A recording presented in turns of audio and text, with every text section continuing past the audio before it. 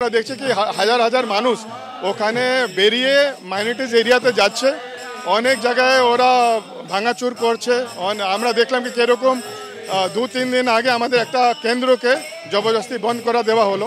তো এরকম অনেক ইভেন যে ইন্টেরিয়র ভিলেজেস আছে ওখানেও গিয়ে গিয়ে যারা মাইনরিটিজ আছে, ট্রাইবাল এরিয়াজ আছে, এরকম আতঙ্ক রয়েছে। The interim government must live up to its responsibility of protecting all minorities.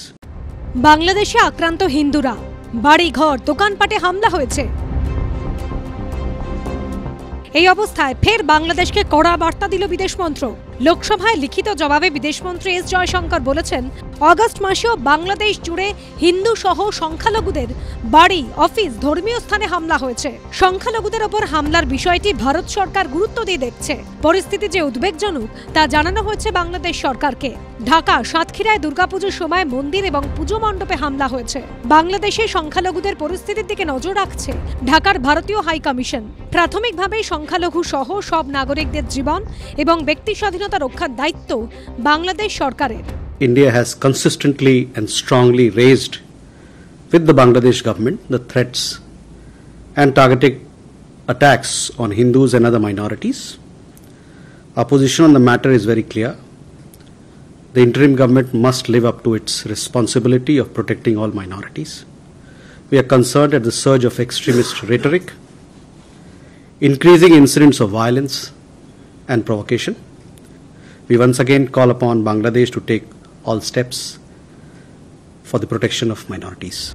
এর আগেও হিন্দুদের ওপর অত্যাচার প্রসঙ্গে বাংলাদেশকে কঠোর বার্তা দিয়েছিল মোদী সরকার, কিন্তু তৎক্ষণাৎ ইউনূস সরকার পাল্টা বিবৃতি জারি করে দাবি করে ভারতের বিবৃতি ভিত্তিহীন, পাশাপাশি দুই প্রতিবেশী দেশের বন্ধুত্ব চেতনার পরিপন্থী।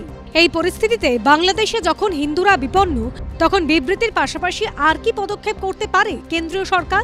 বাংলাদেশে হিন্দুদের নিরাপত্তা সুনিশ্চিত করতে কি কোনো বিকল্প পথে হাঁটবে মোদী সরকার? কিভাবে ইউনূস সরকারের আমলে বাংলাদেশে কট্টরপন্থীদের রমরমার ওপর রাশ টানবে নয়াদিল্লি? এই প্রেক্ষাপটে কংগ্রেস সাংসদ এবং প্রাক্তন বিদেশ প্রতিমন্ত্রী শশী থারুর বলেছেন, বাংলাদেশে যা হচ্ছে তা নিয়ে আমরা অত্যন্ত উদ্বিগ্ন। প্রত্যেক সংখ্যালঘুর তার দেশে গণতান্ত্রিক অধিকার সুনিশ্চিত হওয়া উচিত। বিদেশ মন্ত্রকের তরফে বিদেশমন্ত্রী এস জয়শঙ্কর সংসদে এসে এ বিষয়ে বললে ভালো হয়। এদিকে এই প্রেক্ষাপটে কলকাতায় এসে বাংলাদেশ নিয়ে উদ্বেগ প্রকাশ করলেন অভিনেত্রী এবং বিজেপি সাংসদ কঙ্গনা রানাवत। देखिए, जो बांग्लादेश में हो रहा है वो हमारे हिंदुओं के लिए बहुत ही चिंताजनक है। ये जो हिंदुओं का वहाँ पे पूरी तरह से संहार हो रहा है और जिस तरह से दुर्दशा वहाँ पे साधुओं की, संतों की हो रही है, ये हमारे लिए बहुत ही चिंताजनक है। लेकिन सबसे बड़ी बात ये है कि यहाँ पर इसको लेके कोई आंदोलन नहीं हो रहे। বাংলাদেশে হিন্দুদের ওপর অত্যাচারের প্রসঙ্গ উঠেছে British পার্লামেন্টেও। In Bangladesh, their spiritual leader is under arrest. Hindus across Bangladesh are being subject literally to death by their houses being burnt, their temples are being burnt, and there was an attempt today in the Bangladesh High Court to rule that ISKCON should be banned from the country. This is a direct attack on Hindus. ইতিমধ্যে ব্রিটেনের পার্লামেন্টে house of কমন্সের একটি বহুদলীয় গোষ্ঠী all party parliamentary group for the কমনওয়েলথে বাংলাদেশের পরিস্থিতি নিয়ে উদ্বেগ প্রকাশ করা হয়েছে। আর এবার সরাসরি ব্রিটিশ পার্লামেন্টেও হিন্দুদের ওপর অত্যাচারের প্রসঙ্গ উঠে এসেছে। বিজেন্দ্র সিংহ, ব্রতদীপ ভট্টাচার্যের রিপোর্ট, এবিপি আনন্দ।